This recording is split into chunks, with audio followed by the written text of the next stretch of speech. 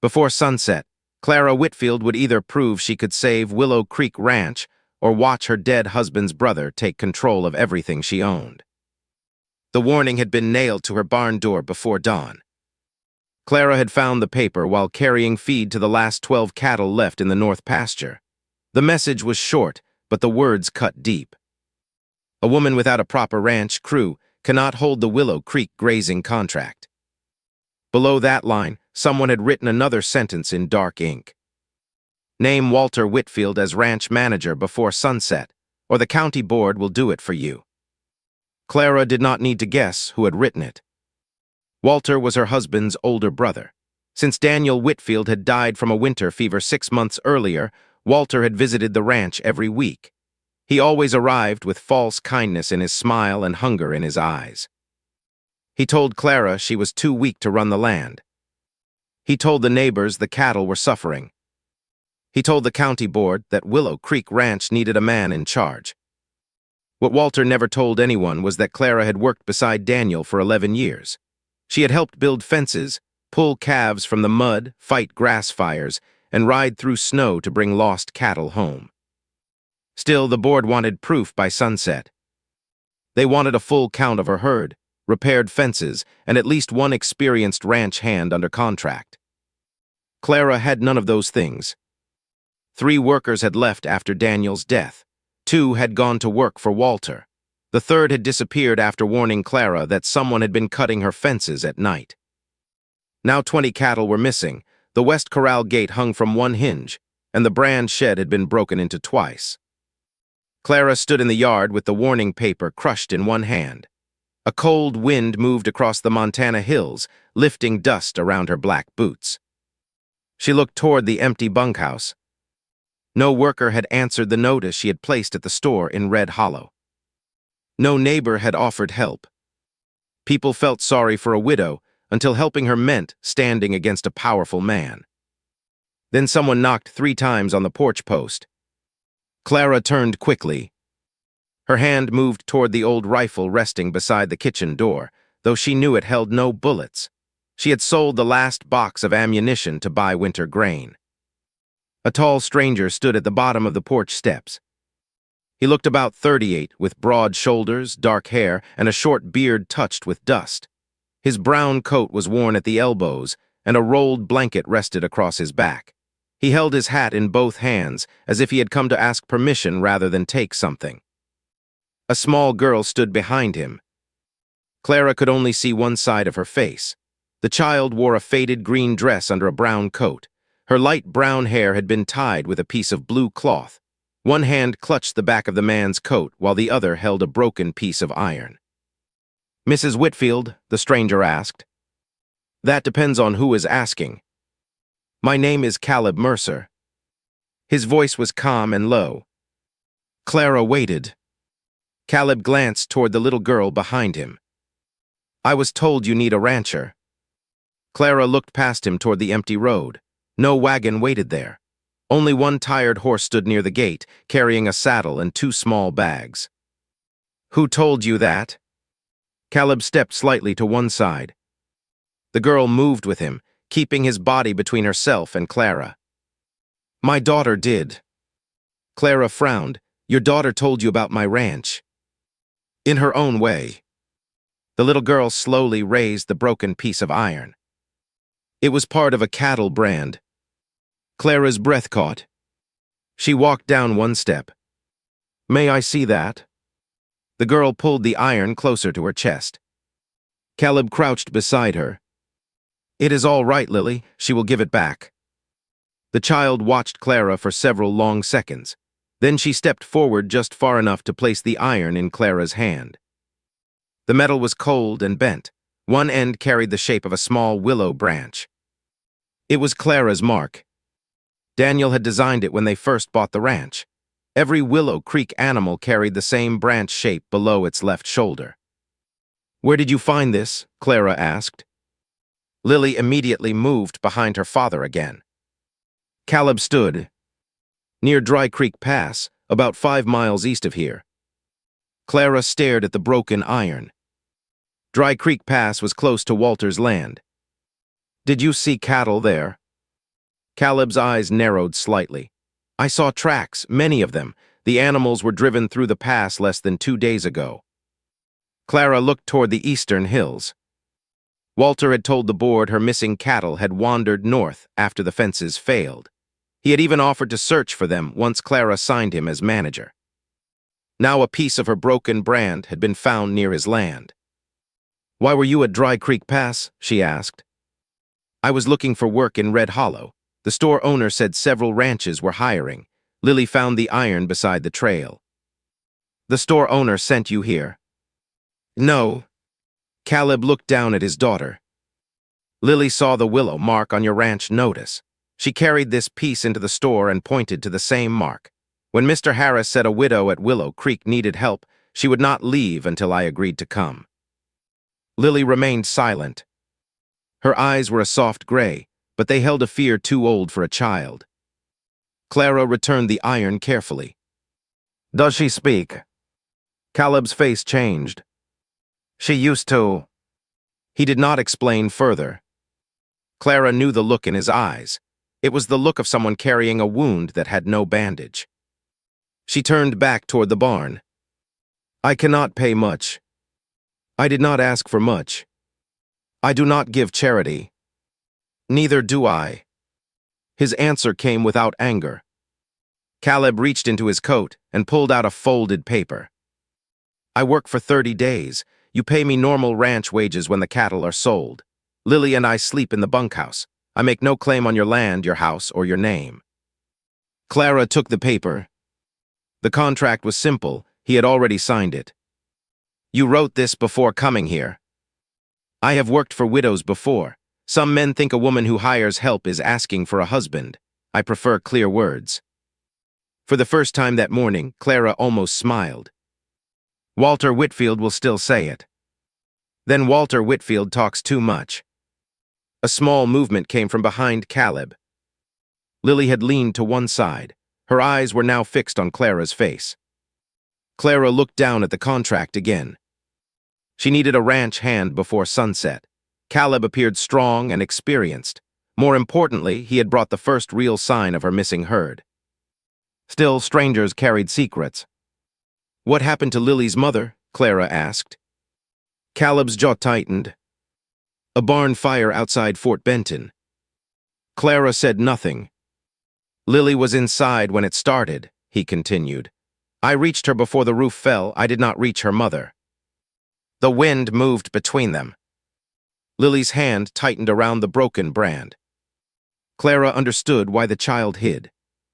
She also understood why Caleb kept his voice gentle. "You can use the bunkhouse," Clara said.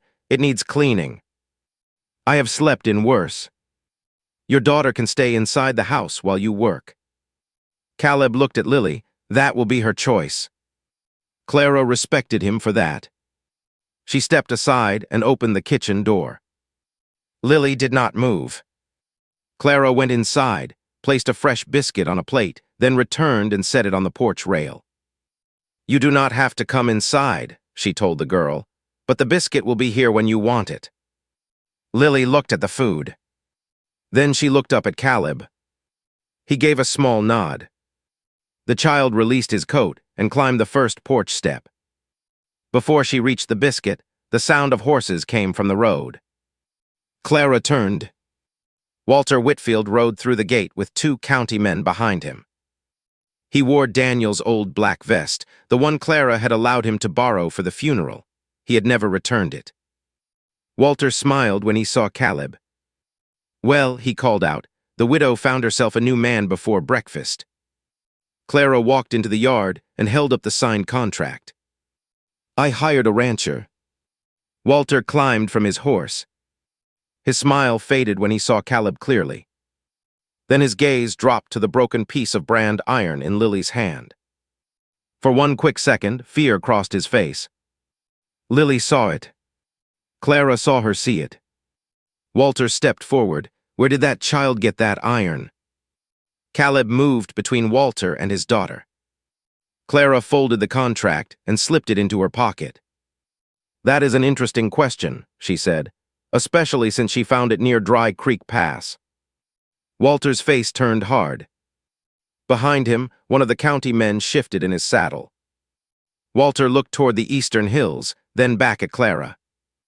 "You should not go near that pass." "Why not?" "Because the land is dangerous." Clara held his gaze. "Or because my missing cattle are there." Walter's hand moved toward his gun belt. Before anyone could speak again, Lily made a small sound behind Caleb. It was not a word. It was a warning. She pointed past Walter toward the north pasture. A thin line of black smoke had begun to rise behind Clara's barn. Someone had set fire to the only shed that still held her ranch records. Clara ran before anyone else moved. The flames had already climbed halfway up the records shed. Dry boards cracked under the heat, and black smoke rolled across the yard. Inside were Daniel's cattle books, the grazing papers, sale records, and every mark showing which animals belonged to Willow Creek Ranch. Walter shouted behind her, "Leave it, the roof will fall." Clara did not stop. She pulled her skirt above her boots and reached the shed door, but the iron handle burned her palm through her glove. Caleb caught her arm and pulled her back just as a burning board dropped across the entrance. "My records are in there," Clara cried. Caleb grabbed a water barrel near the barn and kicked it onto its side. Water rushed across the dirt. He soaked a horse blanket, wrapped it around his shoulders, and looked at Clara. "Where are the books?" "Wooden chest against the back wall." He covered his face and went through the smoke. Lily screamed.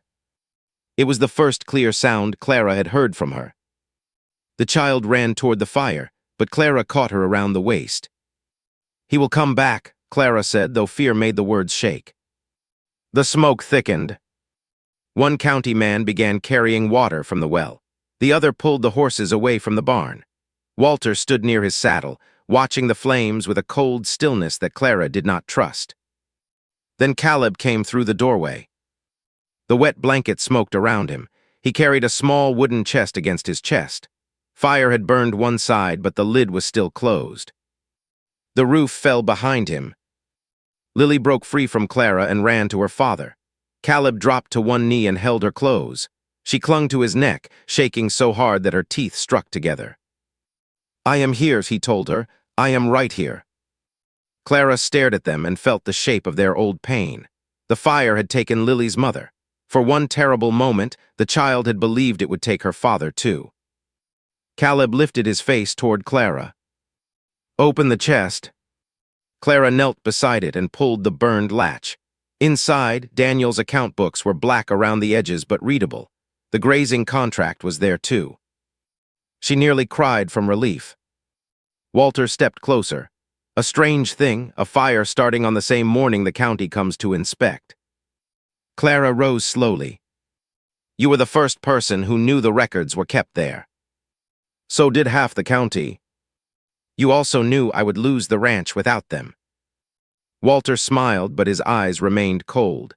"Be careful, Clara. Accusing family will not help your case. You stopped being family when you tried to steal this land." One of the county men cleared his throat. His name was Frank Dorsey, a thin man with a gray mustache and tired eyes. "Mrs. Whitfield, can you prove the fire was set?" Caleb walked to the back wall of the shed. He studied the ground, then pointed toward a broken jar lying in the grass. "Coal oil," he said. Frank crouched and smelled the dirt. Walter laughed. "Every ranch keeps coal oil." Clara looked toward the kitchen. "Mine is inside the house." Caleb picked up a strip of cloth near the broken jar. It was dark red. Walter's ranch hands wore red cloth tied around their hats and arms. The second county man noticed it too. Walter's face tightened. "That proves nothing," he said. "Cloth blows in the wind." Caleb stood, "Not when it is wet with coal oil." Walter turned toward his horse. "We are wasting time. The board meets at sunset. The widow still has no cattle count, no repaired west fence, and only one drifter pretending to be a crew." Caleb took one step toward him. Clara lifted her hand. She did not want Caleb fighting her battle for her, not while Walter waited for a reason to call her helpless. "I will have the count," she said. Walter stopped. Clara held up the broken brand iron Lily had found. "And I will find out why this was near your land." For the first time, Walter lost his smile. "You ride into Dry Creek Pass, and you may not ride out." The words were quiet, but everyone heard them. Frank Dorsey stood. Was that a threat? Walter put one boot in the stirrup. It was advice. He mounted and rode through the gate without looking back. The county men remained in the yard.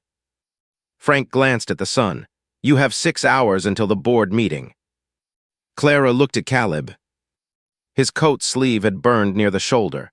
His right hand was red from the heat, but he acted as if he felt nothing. "You are hurt." "It can wait." "No, it cannot." She led him to the kitchen. Lily followed close behind, keeping one hand twisted in the back of his coat. Clara cleaned the burn with cold water while Caleb sat at the table. He did not complain, even when she wrapped the raw skin. Lily watched every movement.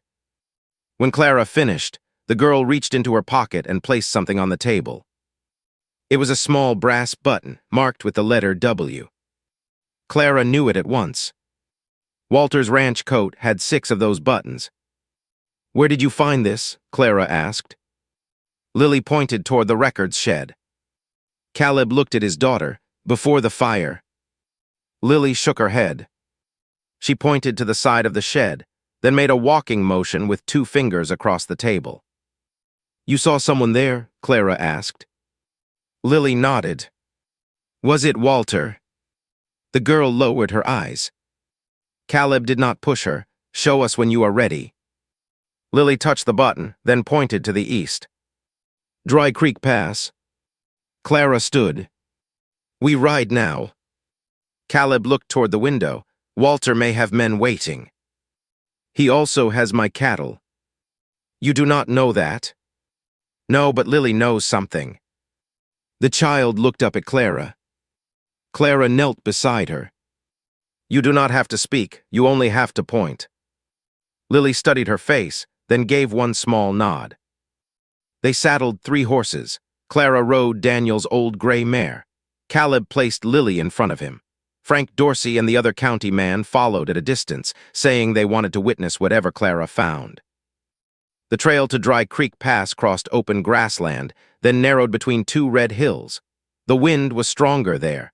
Dust moved across the ground in thin sheets. Lily became still as they reached the first line of trees. She pointed toward a narrow path hidden behind thick brush. Caleb dismounted and studied the tracks. "Cattle passed here," he said. "Many." Clara's heart began to pound. They followed the path into a deep valley surrounded by rock. Fresh fence posts blocked the far end. The gate carried no ranch name, but red cloth had been tied around the top rail. A low cry came from beyond it. Then another. "Cattle." Clara rode forward, but Caleb caught her reins. "Wait." 2 armed men stepped from behind the rocks. Both wore Walter's red bands. One raised his rifle. "This is private land." Clara stared at him. "That land belongs to the county." "Turn around." Frank Dorsey rode closer. "Lower the rifle. I'm here for the county board." The man looked uncertain. Then a gunshot cracked from the ridge. The bullet struck the dirt near Clara's horse. The mare reared. Clara fell hard against the ground. Before the second shot came, Caleb jumped from his saddle and covered her with his body. Frank and the other county man drew their weapons. The 2 guards ran behind the rocks. Lily slid from the saddle and crawled toward Clara. "Clara," she cried. Everyone froze. The child had spoken her name. Clara pushed herself upright despite the pain in her shoulder. Lily reached her and wrapped both arms around her neck. "I am all right," Clara whispered. Caleb stared at his daughter with tears shining in his eyes, but there was no time to speak. Behind the locked gate, the cattle had begun to panic. Clara heard the sound of wood breaking. Then a large black steer crashed through the lower rail. It ran into the open, followed by 3 cows and several calves. Clara saw the mark on the first calf. A willow branch had been burned into its hide. Across it, someone had placed a fresh mark shaped like the letter W. Walter had not found her missing cattle. He had stolen them and changed their brands. Frank Dorsey rode to the calf and stared at the two marks. This animal belongs to Willow Creek. Clara stepped toward the gate. More cattle crowded behind it. She counted 10, then 15, then 20. Her missing herd was alive. A horse moved on the ridge above them. Walter appeared between the rocks with a rifle across his saddle. "You should have listened to me," he called down. Caleb placed himself between Walter and Clara. Walter aimed the rifle. "This ranch was meant to be mine," he said. "Daniel only got it because our father trusted the wrong son." Clara raised her voice. "Daniel earned it. He married it to you. That was his second mistake." Walter's finger tightened around the trigger. Lily stepped from behind Caleb. She held the brass button high in one hand. "I saw you," she said. Walter stared at her. Lily's voice shook, but she did not hide. "I saw you burn the shed." Frank Dorsey raised his gun toward Walter. "You heard the child put the rifle down." Walter looked from Frank to the broken gate. His stolen cattle were now running into the open valley, carrying Clara's mark beneath his own. His plan had failed. But instead of surrendering, he turned his horse and disappeared over the ridge. Caleb helped Clara onto her feet. "He will go back to town," he said. Clara looked at the sun dropping toward the western hills. The board meeting would begin in less than 2 hours. Walter would reach Red Hollow first. And when he did, he would tell the board his own version of what had happened. Clara looked at her cattle, then at the long road home. "We do not take them to Willow Creek," she said. Caleb understood at once. "We drive them straight into town." Clara picked up the broken Willow brand and climbed into her saddle. Let every man on that board see what Walter tried to hide. The cattle reached Red Hollow just before sunset. Clara rode at the front on Daniel's gray mare. Caleb stayed near the left side of the herd while Frank Dorsey and the other county man guarded the rear. Lily rode in front of Caleb, holding the saddle horn with both hands. Dust rose around the cattle like smoke. People stepped from stores and homes as the herd entered the main street. Men stopped talking. Women came out onto wooden porches. Children ran beside the fences, pointing at the Willow Creek marks beneath Walter's fresh brands. Clara kept her eyes on the county hall. Walter's horse was tied outside. He had reached town before them. The doors stood open, and the county board sat around a long table inside. Walter stood before them with his coat covered in dust. He was speaking loudly when the sound of cattle filled the street. Every head turned. Clara rode straight to the steps. Walter's face lost its color when he saw the herd behind her. "What is this?" asked Thomas Reed, the oldest man on the board. "My missing cattle," Clara answered. She climbed down from the mare. Pain moved through her shoulder from the fall, but she did not show it. Walter stepped into the doorway. "Those are my animals. She broke into my holding valley and stole them." Frank Dorsey dismounted. "I was there," he said. "The valley was on county land. 2 armed men guarded the gate and someone fired at Mrs. Whitfield." Walter pointed toward him. "You have always taken Daniel's side." Frank's tired eyes became hard. "Daniel is dead. This is about what you did to his widow." The people in the street moved closer. Caleb opened the gate of a small pen beside the county hall and guided the nearest calf inside. It carried Walter's fresh W mark across its side. Clara took a bucket of water from the store porch. She wet the calf's hair and used a dull knife to separate it around the burned mark. The older willow branch appeared beneath it. A deep cut at the bottom of the brand made it clear. Thomas Reed bent closer. "I watched Daniel Whitfield make that iron," he said. "That mark belongs to Willow Creek." Clara brought in a second calf. The same willow branch appeared. Then a third. Then a fourth. Walter's 2 hired guards had followed the herd into town. They stood near the back of the crowd, looking at the ground. Walter turned on them. Tell them those cattle belong to me." Neither man answered. Walter stepped closer to the taller guard. "I paid you to protect my property." The man slowly removed the red cloth from his arm. "You paid us to guard stolen cattle." Walter's mouth opened, but no words came. The guard dropped the red cloth into the dust. His partner did the same. A quiet sound moved through the crowd. It was not laughter. It was the sound of people finally understanding what they had refused to see. Thomas Reed returned to the board table. "The Willow Creek grazing contract will remain with Clara Whitfield." Walter pushed past Clara. "You cannot do that. She has no crew. She has no manager. One wandering rancher does not make her capable." Clara pulled Caleb's signed contract from her pocket. "I hired an experienced rancher for 30 days. Thomas read the paper. "It is legal." Walter laughed bitterly. "And what happens after 30 days? He marries her and takes the land." Caleb stood beside Clara, but he did not touch her. "I made no claim on her land, her home, or her name." Walter looked around at the crowd. "You all know what people will say. A widow brings a strange man into her house, and suddenly he owns everything." Clara stepped forward. "He does not sleep in my house. He sleeps in the bunkhouse. He works for wages. I decide who enters my land, and I decide who stays." Walter's face twisted. "You could never run Willow Creek without Daniel." Clara felt those words strike the oldest wound in her heart. For months, she had feared they were true. Then she looked at the cattle in the street. She remembered the fences she had repaired beside Daniel, the calves she had saved, and the winters she had survived.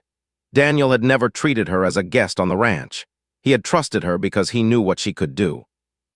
"You are right about one thing," Clara said. "Daniel helped build Willow Creek." Walter smiled as if he had won. Clara continued, "But so did I." The smile disappeared. Thomas placed the renewal paper on the table. "There is one empty line for ranch manager." Walter moved toward it. His name had already been written in dark ink. Clara took the pen. She crossed out Walter Whitfield. Then she wrote her own name. Clara Whitfield, ranch manager. The room became silent. Thomas signed beneath it and pressed the county seal into the paper. "Willow Creek Ranch is renewed for 3 years." Clara's hand shook as she took the contract. Walter stared at it. "That land belongs to the Whitfield family." Clara folded the paper carefully. "I am the Whitfield family." Frank Dorsey stepped behind Walter. "You are under arrest for cattle theft, destruction of property, and firing on a county witness." Walter reached for his gun. Caleb moved quickly, catching his wrist before the weapon left its holster. Walter struck him across the face, and the two men crashed against the wall. Caleb could have hurt him badly. Clara saw the strength in his arms and the anger in his eyes. Then Lily called out, "Papa!" Caleb stopped. That one word pulled him away from the fight. Frank and the second county man forced Walter's hands behind his back. Walter looked toward Clara as they led him outside. "You will fail," he said. "When winter comes, that ranch will bury you." Clara stood in the doorway with the renewed contract against her heart. "Then I will dig it out." No one followed Walter when Frank took him to the jail. The crowd remained around Clara's cattle. Mr. Harris, the store owner, removed his hat. "I should have helped when you first posted the work notice." Another rancher stepped forward. "I have 2 men free after the fall drive. You can hire them at fair wages." A woman from the bakery offered food for the workers. A blacksmith promised to repair Clara's broken brand iron without charge. Clara listened, but she did not forget how quiet they had been when Walter first attacked her name. "Fair wages," she said, "nothing free." The rancher nodded. Fair wages. That answer mattered. By nightfall, the cattle were back at Willow Creek. The records shed was gone, but the wooden chest sat safely inside the kitchen. Caleb had cleaned the ash from Daniel's books. Lily placed the broken piece of willow iron beside the renewed contract. Clara set 3 plates on the table. Then she stopped. Caleb stood in the doorway. His cheek was bruised from Walter's blow. His burned hand was wrapped in clean cloth. He held his hat as he had on the morning he arrived. "My contract is still for 30 days, he said. "After that, Lily and I can leave if you want us gone." Lily looked from her father to Clara. Clara took another plate from the shelf. She placed it beside her own. "You saved my records," she said. "You saved your ranch. You found my cattle." Lily found them. Clara looked at the child. Lily no longer hid behind Caleb. She stood beside him, holding the broken brand iron against her chest. Clara knelt. "You spoke today." Lily's eyes filled with fear. "You do not have to speak again until you are ready," Clara told her. "Your silence is welcome here too." Lily stepped forward. She placed the broken iron in Clara's hands. "I want to stay," she whispered. Caleb closed his eyes for a moment. When he opened them, tears shone in the lamplight. Clara stood and looked at him. "What do you want, Mr. Mercer?" His voice was rough. "I want work I can be proud of, a safe home for my daughter, and one day, when you are ready, I would like permission to ask if there might be a place for me beside you." "On the ranch?" A small smile touched his face. "Anywhere you choose." Clara studied him. He had never spoken for her. He had never treated her grief as weakness. He had offered help without demanding her land, her name, or her heart. "The 30 days are still yours," she said. Caleb nodded. "And after that?" he asked. Clara placed the 4th plate on the table. "After that, you can knock again."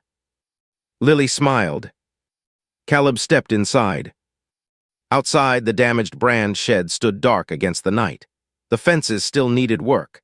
Winter would come, and the ranch would demand more strength than any one person could give. But Clara was no longer afraid of needing help. Needing someone did not mean surrendering to them. The renewed contract rested beneath the lamp with her name written, where Walter had tried to place his own. Lily sat beside Clara and broke a biscuit into 2 pieces. She gave half to her father and half to Clara. Caleb bowed his head before eating. For the first time since Daniel's death, Clara did not feel like she was protecting a home that belonged to the past. Willow Creek Ranch belonged to her. The man and child at her table were not claims against it. They were choices she was finally free to make.